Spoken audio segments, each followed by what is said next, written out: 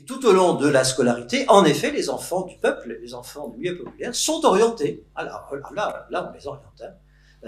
Alors, il y a un endroit où ils sont particulièrement nombreux, c'est en SECPA.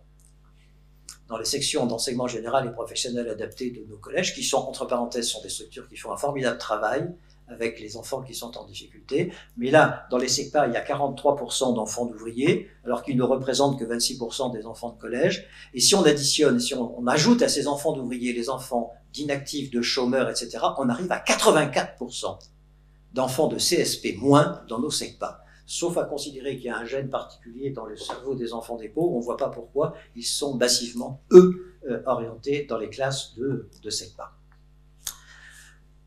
Donc ce que l'école fait de la pauvreté, tout en sachant bien entendu que l'école n'est pas responsable de tout, c'est pas l'école qui a fait les ghettos urbains, qui paye des salaires de misère, qui fait qu'aujourd'hui on peut avoir un salaire mais être quand même pauvre parce qu'on est dans la précarité, c'est pas l'école qui est responsable de tout ça.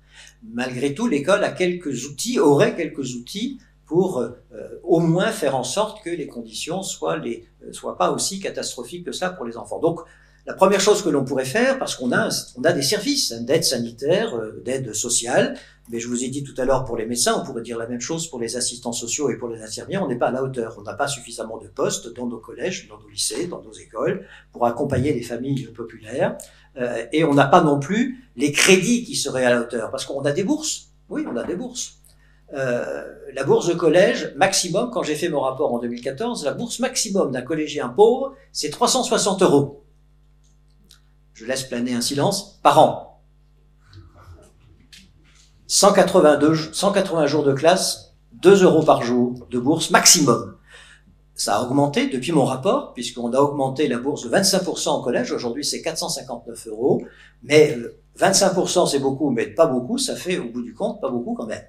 Donc, c'est 459 €, c'est encore insuffisant. Et on va encore demander à ces gens ce qu'ils font de leur argent. Est-ce qu'ils n'achètent pas par hasard des écrans plats? Ma mère, quand j'ai touché la bourse, quand j'ai passé le concours d'entrée à l'école normale d'instituteur après la 3e, à l'époque, on passait le concours d'entrée à l'école normale après la 3e, ma mère a reçu une bourse importante parce qu'il faut payer le trousseau. Bon. Et elle a fait tout ce qu'il fallait pour moi, elle a fait aussi tout ce qu'il fallait pour mes frères et sœurs, il restait un peu d'argent. Et elle a acheté à crédit une télévision d'occasion noir et blanc. Qui ça gêne? Et alors? Il est où le problème? Il est où le problème? Bon. Le problème, il est aussi que certaines familles ne perçoivent pas leurs droits, parce que les dossiers sont compliqués à remplir, parce que les pièces à rassembler, on les a pas, on les a plus, parce que les dates, c'est important, il y a des dates à respecter. Donc quand on n'accompagne pas suffisamment les familles pour qu'elles accèdent à leurs droits, eh bien on a du non-droit, on a du non-recours aux droits. Et avec la numérisation des dossiers en ce moment, depuis 3 ans, je peux vous dire que le taux de non-recours est en train d'exploser parce qu'on est infichu d'accompagner les familles comme si elles avaient toutes un ordinateur, une imprimante, une adresse électronique, etc. Quand les bourses sont pas suffisantes, il y a des fonds sociaux. Ça, c'est une invention de la fin des années 90, Claude Allègre et Ségolène Royal, qui ont capitalisé un peu d'argent, on appelle ça des fonds sociaux, on les distribue au collège et au lycée, et quand les bourses sont pas suffisantes pour acheter la tenue de sport, l'accès à la cantine, etc., on a ces fonds sociaux. Le problème, c'est que ces fonds sociaux, ce sont des variables d'ajustement budgétaire, c'est-à-dire que quand le ministère n'a pas d'argent, ou il n'a plus d'argent pour finir son année, il pique dans les fonds sociaux. Et de 2002 à 2012, les fonds sociaux ont été divisés par 2,3. Donc les collèges et les lycées ont manqué d'argent pour précisément les enfants de pauvres. Vous avez eu souvenir de manifestations, de grèves, de pétitions pour protester contre la diminution des fonds sociaux destinés aux pauvres? Pas du tout, ça s'est fait dans un silence assourdissant.